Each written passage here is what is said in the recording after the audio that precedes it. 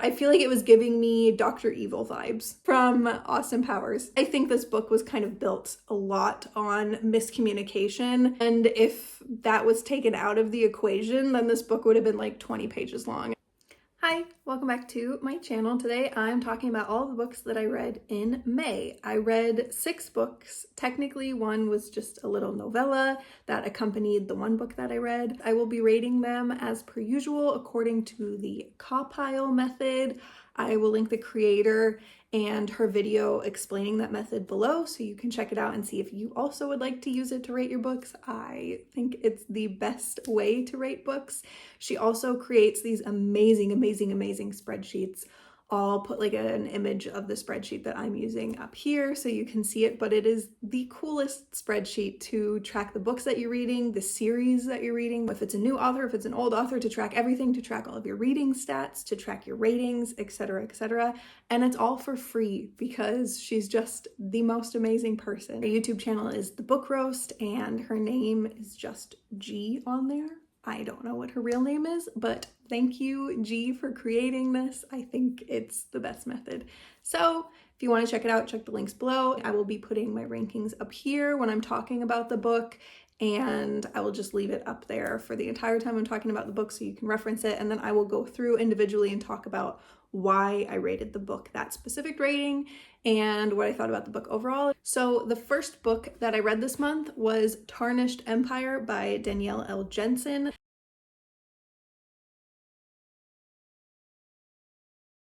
This is technically book 0.5 in the series. It is the backstory of Marcus. At least that's what it's marketed as. I don't really think it actually has that much to do with Marcus.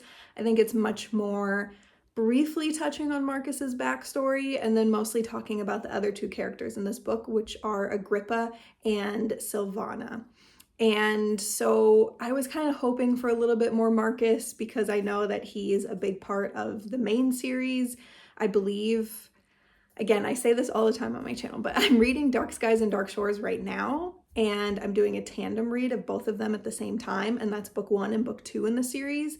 And the author, Danielle L. Jensen, she actually created these books to be together, but then her editor, I guess, said that it was too long and nobody was going to buy that.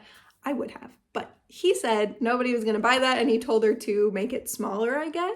And so then she just split it up into 2 separate books, but technically it was supposed to be one book, and so you can read them together as a tandem reading guide, which is what I'm doing, which I will also link below if you want to check that out. But because I'm reading them at the same time, I don't know who is a character in which book. I don't know what is happening in one book or the other book. It's just all kind of melded together to me. It's Lydia and Killian, I think, and then it's Marcus and Tariana. Forgive me if I'm pronouncing anything incorrectly, but I think that's what it is. And so I am reading about him now, and I knew that he was a big part of the series, and so before I even started the series, I wanted to read this one, the book 0.5, to learn more about Marcus before I then started reading a whole book about Marcus, and that's not what this book is at all.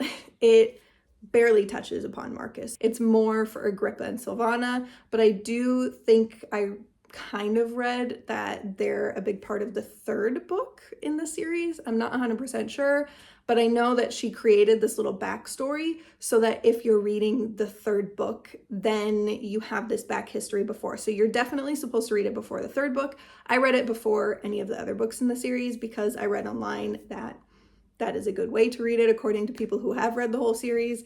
So that's what I'm doing. I rated it, as you can see, and I ended up giving this book a final rating of 4.5, rounded up to 5 on Goodreads officially. So starting with characters, I think the characters were just really well written. I think Danielle L. Jensen in general makes good protagonists. I'm not the biggest fan of her antagonists, which is the only reason why this rating is not higher. I kind of feel like she writes bad guys, like maybe a little bit too cliche. Like, she writes bad guys as really bad, so you know that they're really bad guys. And I kind of like a little bit more nuanced villainy, I guess you could say. I think it's really fun when you sympathize with the villains and when they're bad, but they have a reason for being bad. I don't know. I just think it makes for a more interesting read. I'm also such a big fan of the trope villain turned ally.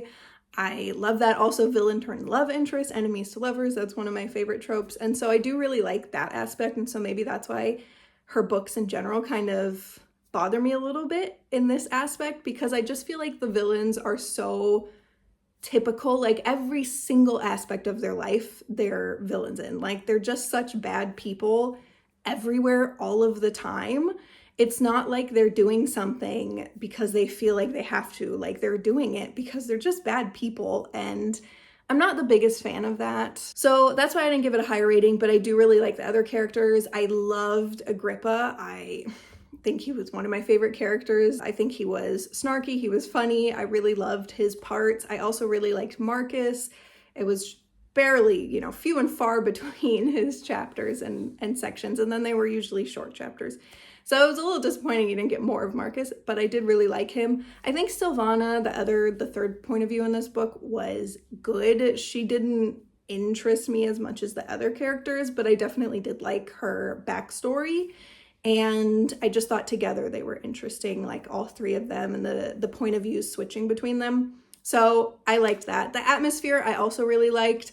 The only reason why it's not rated higher is just because I'm not super big into military campaign kind of books and war related books and whatnot, and this is absolutely that. And so it's not like it was my favorite atmosphere, but also to me, an 8 is considered quite a high rating. The atmosphere on the CAWPILE rating is how immersive was it? And were you able to picture the setting and the character? And was the energy palpable? Was it convincing? And for me, it absolutely was. It just, sometimes I just wasn't super into reading about the setting that they were in and everything. I read it because it was part of a series. I think I never would have picked this up just on my own, purely just for the fact that, it's like a Roman Empire war conquest kind of book, and that's not really my vibe. But regardless, I still did really like it. And then W for writing, I gave it an 8. I think Danielle L. Jensen is a good writer. I think, I don't really have anything extra to say about this. It's not like it was amazing writing. It's not like it blew me away. Sometimes it was really cheesy. Sometimes it was just very cliche, like with the villains, as I mentioned before. And so that's why I didn't rate it higher. But also, I didn't dislike it at all. I just think, it was good. And the plot, I gave an 8. The same reason for atmosphere. They're kind of similar to me in this book because the atmosphere very much was the plot. It was very much a war conquest, and that was driving the plot. And it just wasn't super interesting to me, but I think it was written in such a way that it did intrigue me enough to continue with the book and to enjoy the book. I gave the enjoyment, as you can see, an 8.5. So I did enjoy this book quite a bit. It's just the plot wasn't something I would have reached for if it wasn't part of a series. For the CAWPILE rating for plot, it's a lot of questions. You can see it at the beginning of the video. I gave like a very brief overview of what they mean. So if you skipped that, go back and check it out, or you can just check out the video in the spreadsheet below in the description box because I linked it. I think if it wasn't a war conquest, I would have rated it higher, but again, that's just a me thing. For intrigue, I gave it 7.5 for the reasons I've already mentioned. It's just not super intriguing to me. A war conquest in general, I do like them sometimes if that's not the main driving plot. And for this one, it kind of was. There was like the romance, but really the main plot and the whole thing that the book was about was just this war conquest. And so for me, it wasn't super intriguing just because I'm not super into that. That's why I gave it 7.5. And then the logic, I gave it 8.5. And I feel like the world building was really good. I was a little bit confused about, I don't know how to pronounce it because I only read the book. I read it on my Kindle here and I didn't listen to it. And so I think they're like Xanthion crystals, something like that. And I was a little bit confused about that. And I think it's because although this is 0.5 in the series, she wrote it after the first 2 books. And I think most people read it after the first 2 books. And I think she kind of wrote it thinking most people would read it after the first 2 books. And so she didn't really explain these these like crystal veins. You can basically teleport between them, but only in one direction. And I kind of feel like that was glossed over. Even in the first and the second book in the series, I feel like it was kind of glossed over. I feel like everything in the book, the world building was really great. Other than that, I feel like it was very immersive. I definitely felt like I was in a war camp. It was immaculate vibes, but I just feel like there were some things that were glossed over quite a bit more than I would have liked, and I wish that she would have explained it a little bit more. And then enjoyment, I gave it an 8.5. Again, not super big into this type of book. War conquest, anything military related is not usually what I grab for, but I did really enjoy it regardless. And as you've already heard, I picked up the first and the second book in the series, so I'm definitely continuing with the series. And I, so far, think I might like the other books a little bit more. We'll see. The second book that I read was The Hazelwood by Melissa Albert.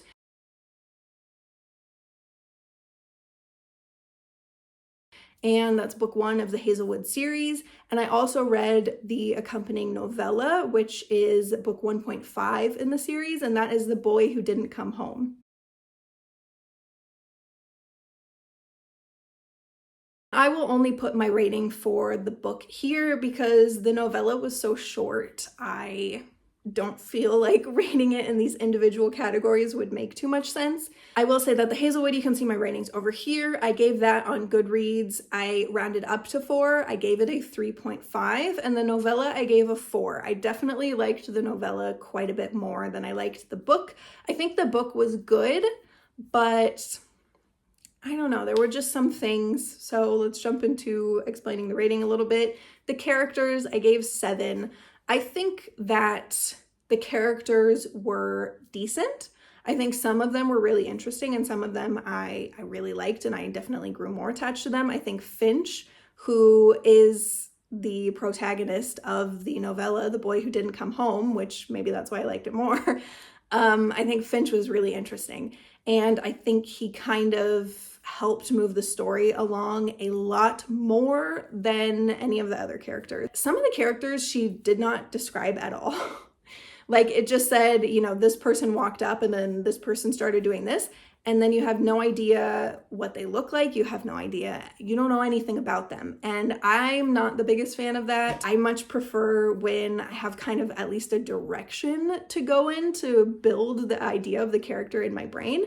And this was like so many characters where you just could imagine anything. And then it was kind of annoying because you get really deep into the book and then all of a sudden something would come up, you know, like his brown eyes glittered in the sun. And this whole time you've been thinking, I didn't know he had brown eyes. I was thinking his eyes were like green or something.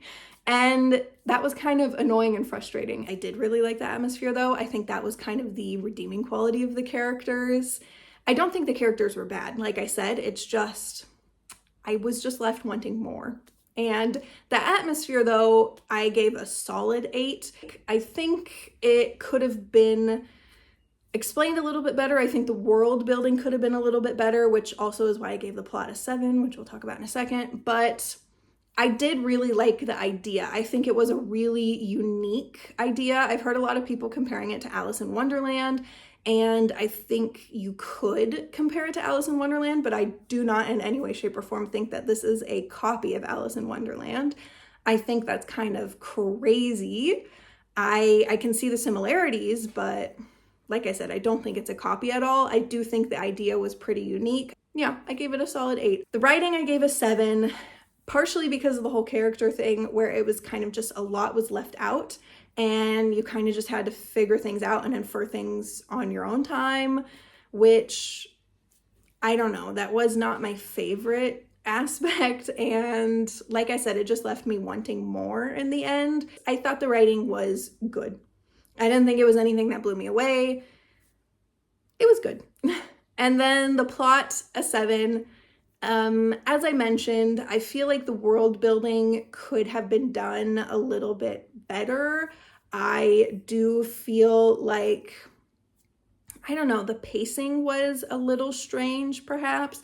I think it was kind of spurts of a lot of things happening at once, and then a length where almost nothing happened, and then a spurt where a lot of things happen at once, and then a length where almost nothing happened. And I think in those lengths, it was supposed to be more character building and more dialogue, but I also found that a little bit lacking.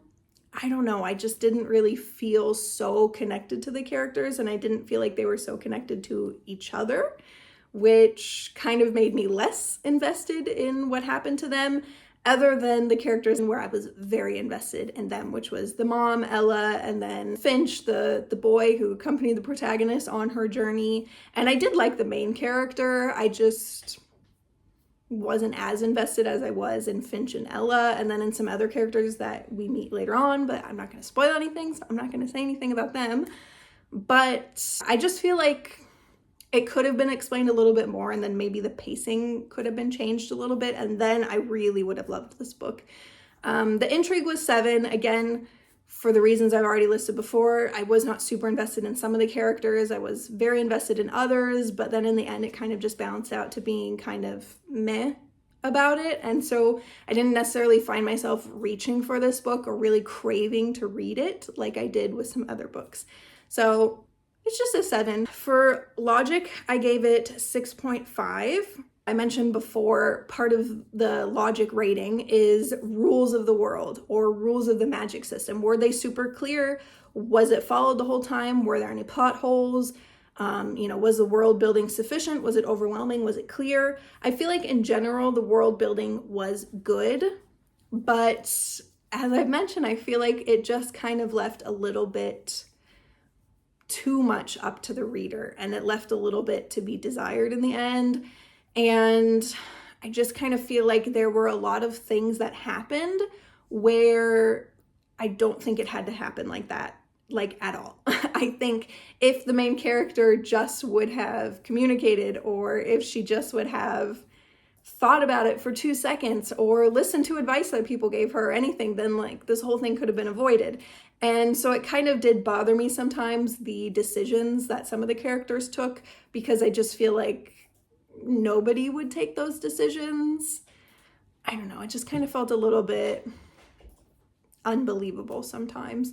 And then overall enjoyment, I gave a 7. Based on everything else, it was good. I was not blown away or anything, but I do think it was good. As I said, I rounded it up to a 4-star rating overall from a 3.5.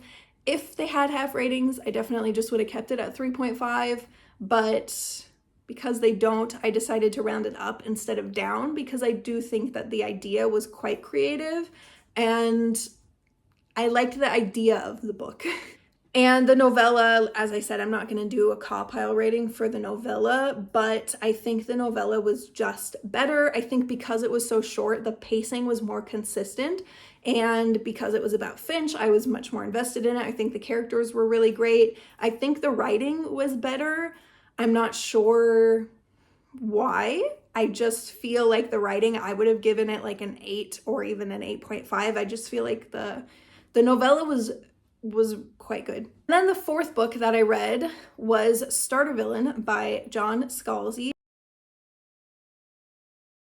I also read this on my Kindle, and I absolutely love this book. As you can see by my CAWPILE rating, I gave it really high ratings. I've never read anything by John Scalzi, and I'm kind of kicking myself that I have not so far. And I've added a ton of his books now to my TBR on Goodreads, and I definitely look forward to reading more from him. I think he was amazing, an amazing writer. As you can see, I gave him a 10 in writing.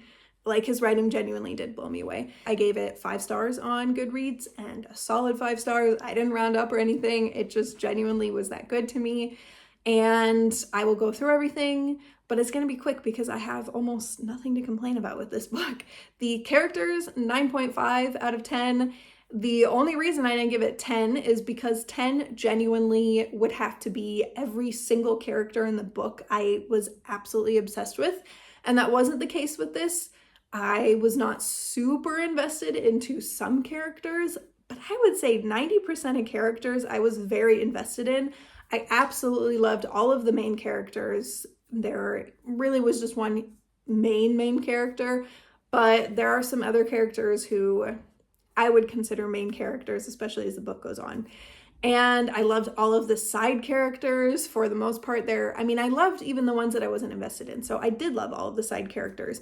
There were just some where, I don't know, I wasn't head over heels for them, but I genuinely was head over heels for the main character. I think he was so well written as this kind of down on his luck, not super motivated guy who gets thrown into this villainous world. And I just think the idea for that is so creative and it was so much fun. The atmosphere, I gave 9. I think the world of villainy was so much fun. I think I don't know, just the vibes that the book gave off were just immaculate. It was so good. The only reason I didn't give it a 10, again, is because that really has to be really like blew me right out of the water. I'm thinking about it like weeks later, like that's what it has to be for me.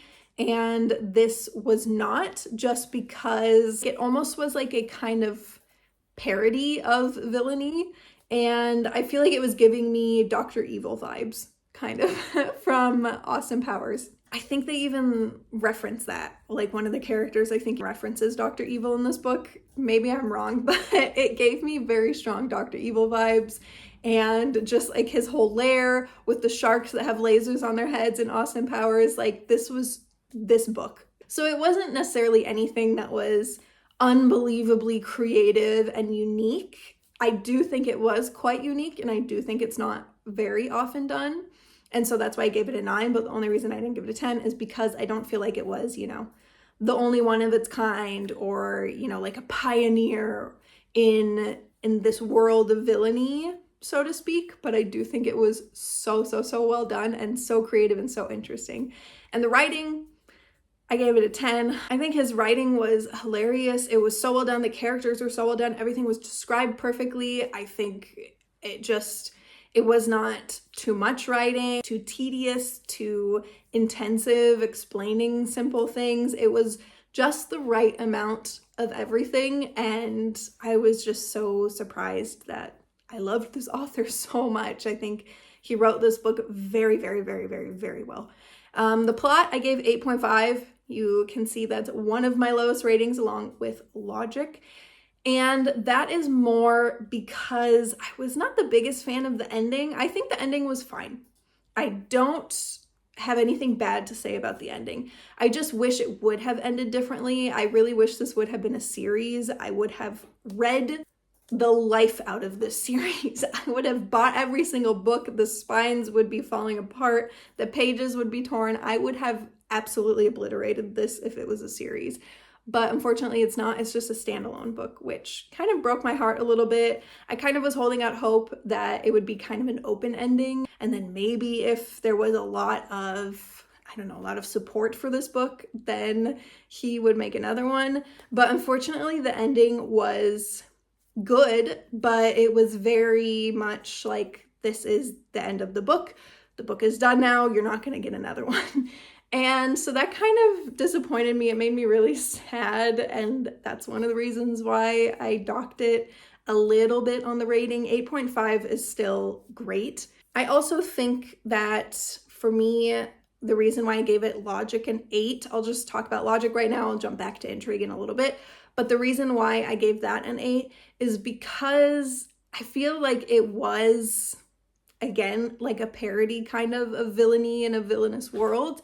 And so I feel like sometimes there were things that were done that were just so ridiculous and so unbelievable. And the things that the characters said or the things that they did and the utter lack of, I don't know, of real villainy in this villainous world in a way. Like, they for sure were villains and they for sure were evil, but they were not as cutthroat as you would expect them to be for villains. And that kind of was a point in the book that, you know, it's not what you would expect. Like, it's not typical villains. But I don't know, I just kind of feel like they kept talking about, you know, like, oh, everyone's gonna want to kill you now because you've inherited this villain business. And I mean, I just have to say there was almost a complete lack of attempted murders in this book. And it's just not what I was expecting. I would expect villains to be a little bit more I don't know, a little bit more determined in trying to kill somebody if that's kind of what was said like 20 times throughout this book, like be careful, people are going to want to kill you. And then almost nobody tried to. Everybody wanted to, actually. A lot of people wanted to, but nobody actually tried to. And so I kind of just feel like the logic, in a way, it was like a world of villains and they said that they wanted to kill you, but then nobody really actually tried, and it just felt like there was kind of a disconnect between that. But I still gave it an 8. I think other than that, it was really good. There were just like a couple of little tiny things here and there where it was like, that's kind of unrealistic. But again, kind of the point. This was a science fiction book, so it's not supposed to be super realistic, and I do feel like it was done really, really, really well in these like little bits of unrealism. So it's not like it was a bad thing. That's still a really good score. And then for my intrigue and my enjoyment, I gave them both a 9, and that's because I just loved this book. I just wanted to keep picking it back up. I wanted to see what happened. I enjoyed the entire book. I do feel like the beginning was a little bit slow, and it took me a while to get into it to get that intrigued. But then I want to say at maybe the 30% mark, it just like really took off from there, and I was so invested in the book. And I didn't want to do anything else other than read the book. So I would highly recommend this book.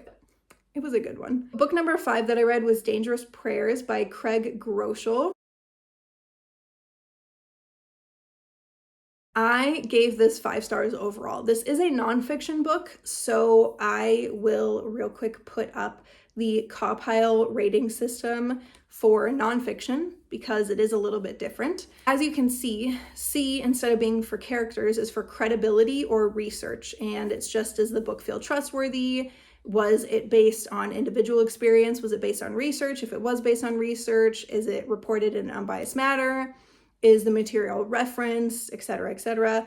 A, instead of atmosphere, is authenticity or uniqueness. Does this book bring something new to the table or the topic? Is it different from other books on this topic? W is still for writing, but it's more just, was the writing too dry? Was this overly complicated? Was it accessible for the normal human being reading this book? P is personal impact instead of plot. And that is, are you taking something away from it? Was it useful to you? Was it insightful? Has it enriched your life and your understanding on this topic? Do you think it has made a lasting impact? I is still intrigue, but it's more, were you reaching for this book throughout? Did it keep your attention? Was it a good book on this topic that held your interest?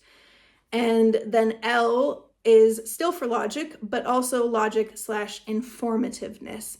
Did things make sense? Was the source material presented in a way that was informative? Is there a lot of knowledge to be gained?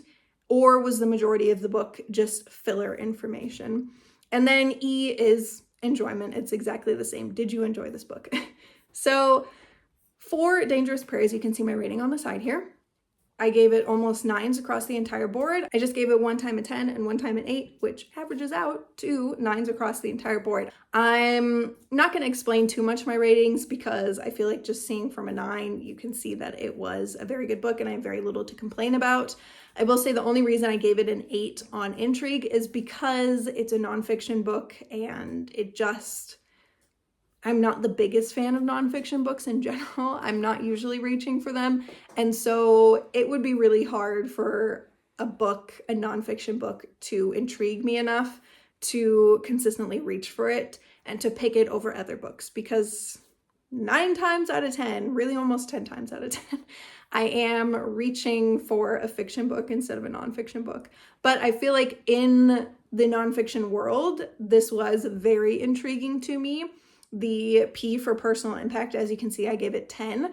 I think this book, I took so much away from it. I absolutely loved it. It was only 4 hours on audiobook. It simultaneously went by so fast and also felt like it lasted forever because there was so much information packed into it, which is why I gave it 9s across the board. I think the information was presented in a great way. I think it was not too dry. I think it was funny. It was really interesting. I think the information was definitely backed up. This is a Christian book, so it was backed up with Bible verses. It was backed up by other books from Craig Groeschel, or, you know, messages, sermons from him that you can find online, and devotionals that he's also made. He's the pastor of, I believe, Life Church.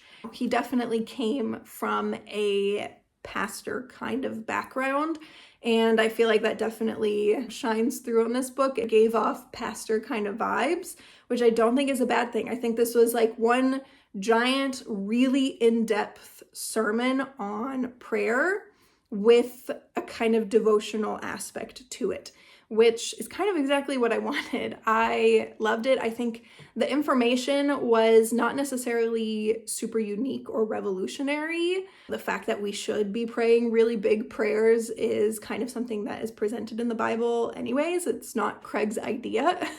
But I do think the way that he presented it, the way that he backed it up, the way that he gave examples of people who have had these crazy lives and still prayed these really big prayers and gotten out of crazy situations, and his references and whatnot. I think it was really, really, really a great book.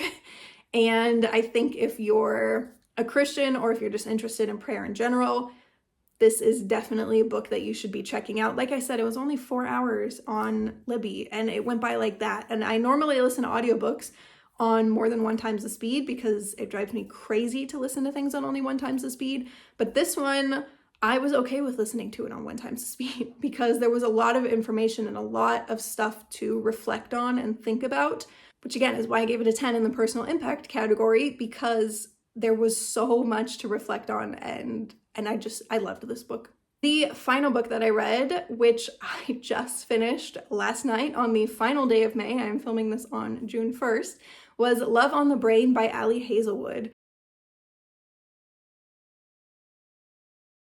And here's my rating for it. You can see that after 2 5-star reads, this one definitely went down a little bit. I gave it 3.5 stars and rounded down to 3 stars on Goodreads. This is the second book that I've read from Ali Hazelwood, and I feel like they're kind of cookie cutter kind of books. Let's just go through the individual ratings and talk about it a little bit. The characters, I gave a 7.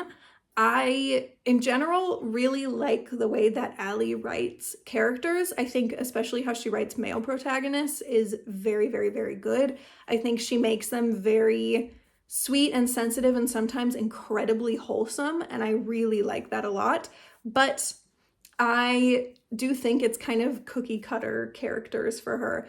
I read Bride by Ali Hazelwood. That's the only other book I've read by her.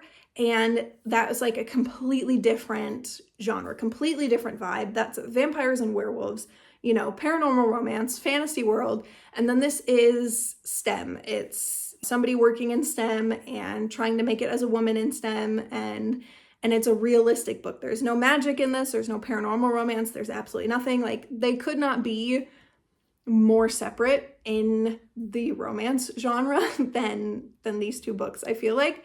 And they still felt so similar. And it's because I have also read that she writes her other books like this too. It's always a very tiny, super tiny petite woman who's like under 5 feet tall because she's so teeny tiny.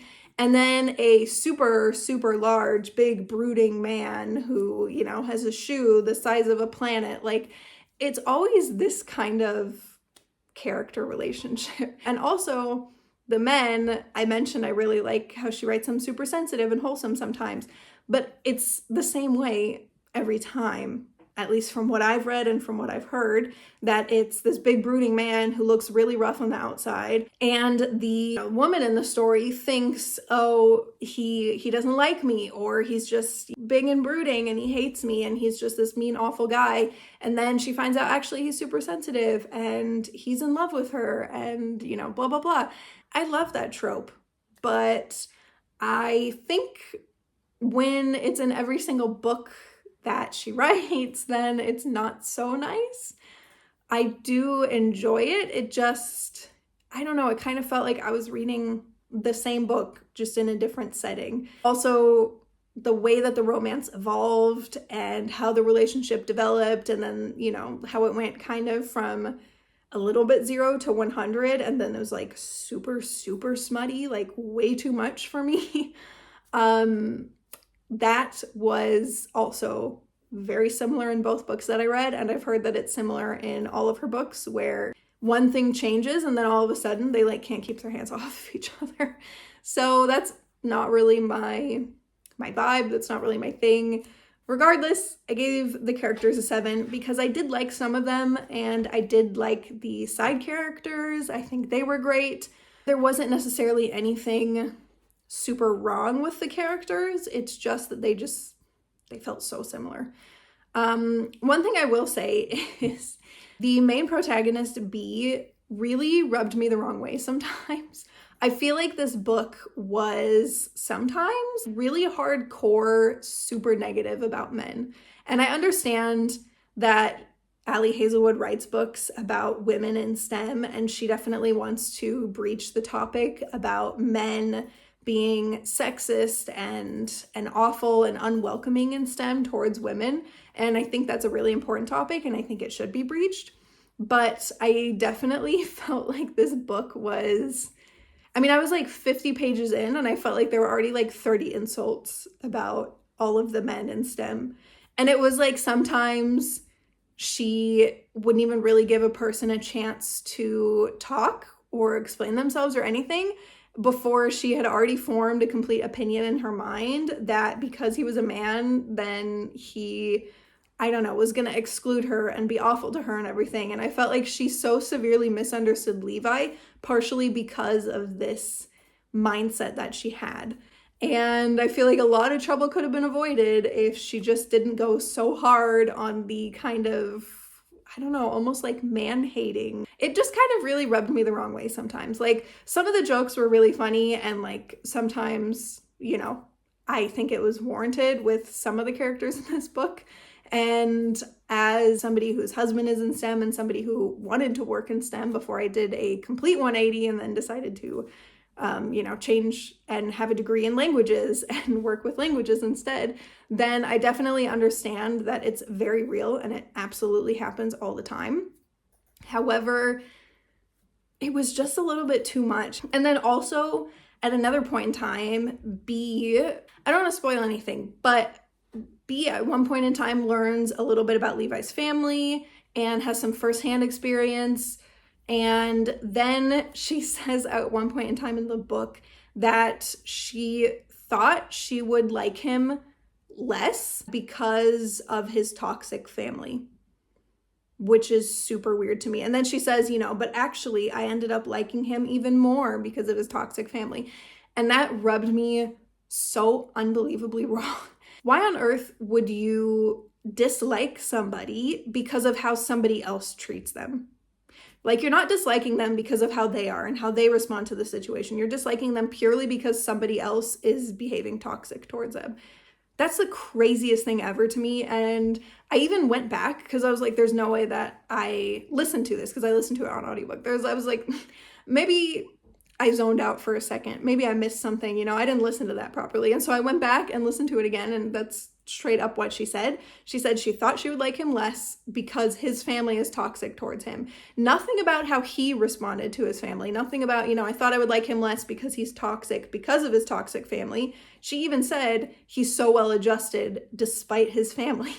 And so it has nothing to do with his personality or his behavior. She flat out just said that she thought she would like him less because of how somebody else treats him, which is crazy to me. And I really, really, really hated that sentence, and it rubbed me so unbelievably the wrong way.